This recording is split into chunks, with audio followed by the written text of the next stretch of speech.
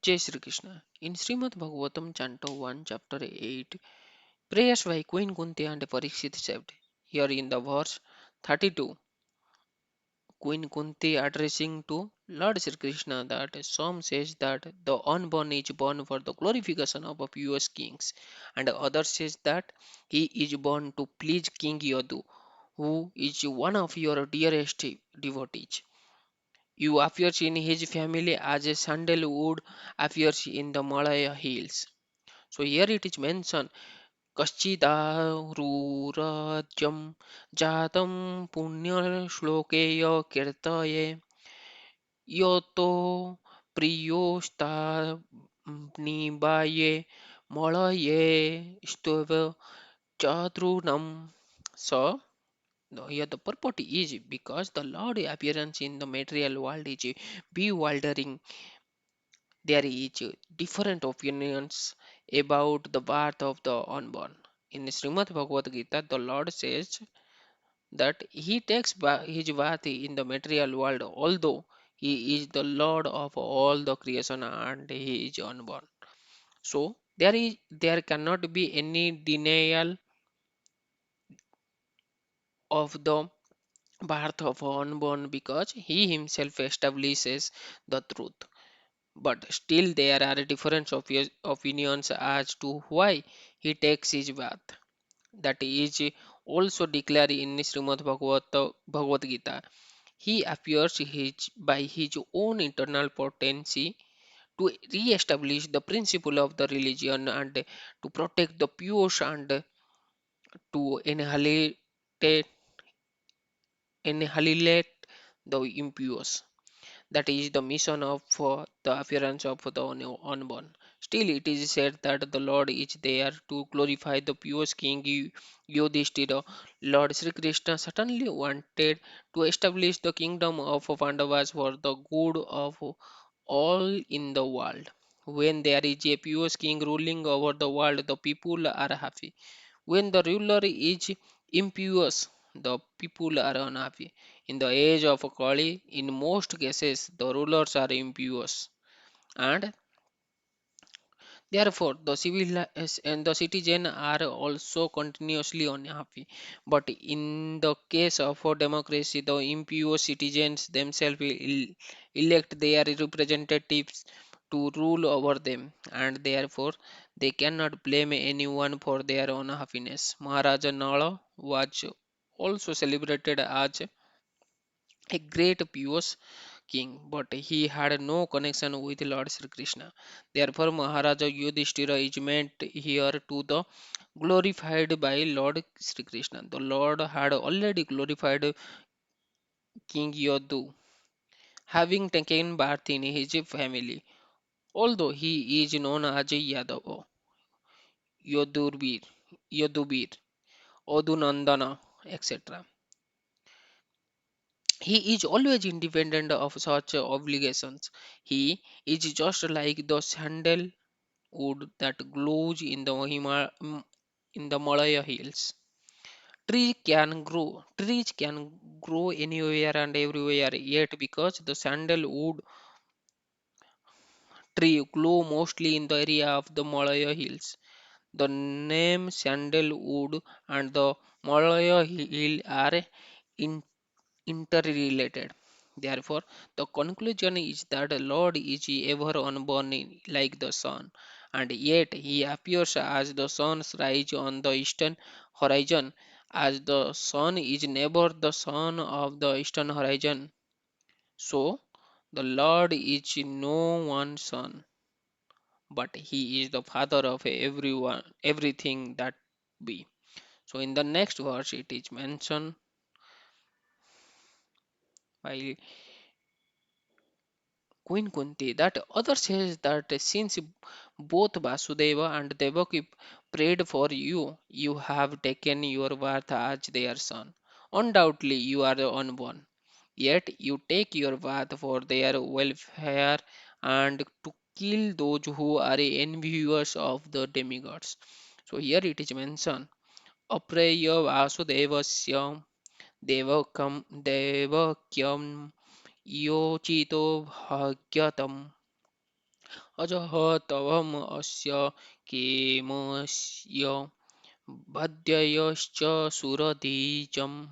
So here the purport is it is also said that Vasudeva and Devaki in their previous birth as Suttapa and Prani underwent severe types of penance to get the Lord as their son, and as a result of such austerities, the Lord appears as their son. It is already declared in Srimad Bhagavad Gita that the Lord appears for the welfare of all people of the world and to vanish the asura or the materialistic atheists.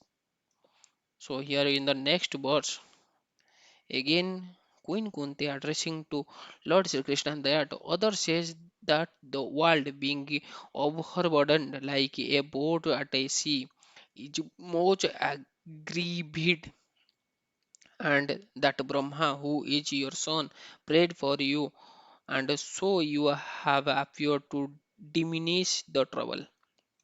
So here it is mentioned Bhoravataranayante Bhuvanabo Ivo dado शीतंष्टा ब्रूरिभारेण जातो he atmabhuvavati. So here the purport is Brahma or the first living being born just after the creation is the direct son of the Narayana. Narayana as the God the Sakai Vishnu first of all entered the material universe. Without spiritual contact, matter cannot create. This principle was followed from the very beginning of the creation. The Supreme Spirit entered into the universe, and the first living being, Brahma, was born a lotus flower grown out the transcendental abdomen of Vishnu. Vishnu is therefore known as Padmanabha. Brahma is known as Atmabhiyu, because he was begotten directly from the father without any contact of the mother Lakshmiji. Lakshmiji was present near Narayana, engaged in the service of the Lord, and still without contact with Lakshmiji, Narayana begot Brahma, that is the omnipotency of the Lord. One who foolishly considers Narayana like other living beings should take a lesson from this. Narayana is not an ordinary living being. He is the personality of a Godhead himself, and he has all the potency of all the sense in all parts of the transcendental body. An ordinary living being beget a child by sexual intercourses, and he has no other mean to beget a child other than the one designed for him. But Narayana, being omnipotent, is not bound to any condition of energy. He is complete and independent to do anything and everything by his various potencies, very easily and perfectly. Brahma is therefore directly the son of the father and was not put into the womb of a mother. Therefore, he is known as Atmabhu. This Brahma is in charge of further creation in the universe. Secondarily, reflection by the potency of the omnipotent.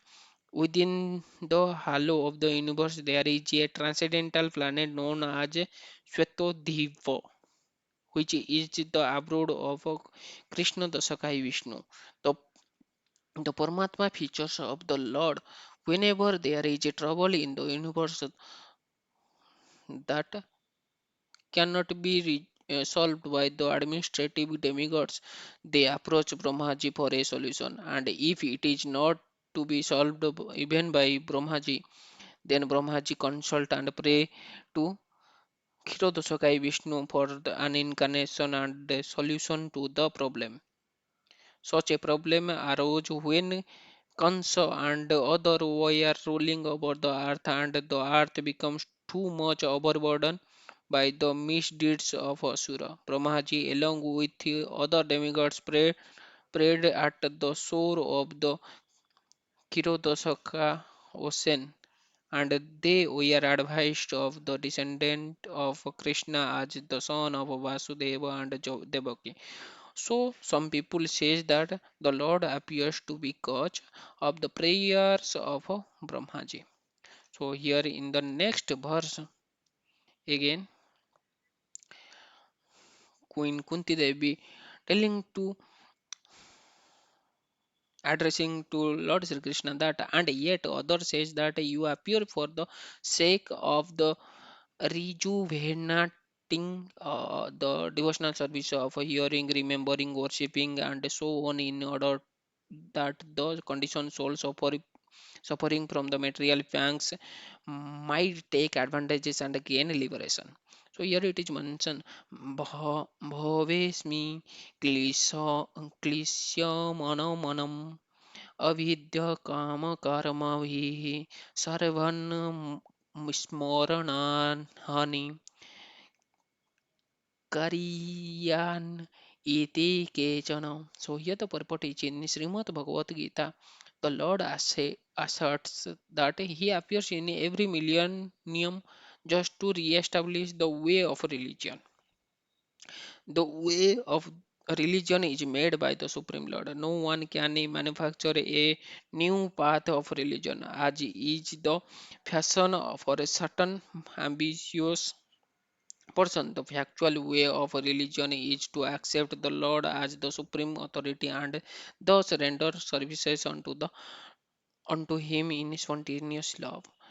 A living being cannot help but render service because he is constitutionally made for the purpose. The only function of the living being in render service to the Lord is great, and living beings are subordinate to him. Therefore, the duty of the living being is just to serve him only. Unfortunately, the illusioned living beings, out of a misunderstanding only, become servants of the sense by material desire. This material desire is called avidya or avidya or nescience. And out of such desire, the living beings makes a different plan for material enjoyment centered about a perverted sex life. He therefore becomes entangled in the chain of the birth and death by transmigrating into different bodies of the different planets under the direction of a Supreme Lord. Unless, therefore, one is obey the boundary of this science, one cannot get free from the threefold misery of material life, that is the law of nature. The Lord, however, out of his causeless mercy, because he is more merciful to the suffering living beings than they can accept,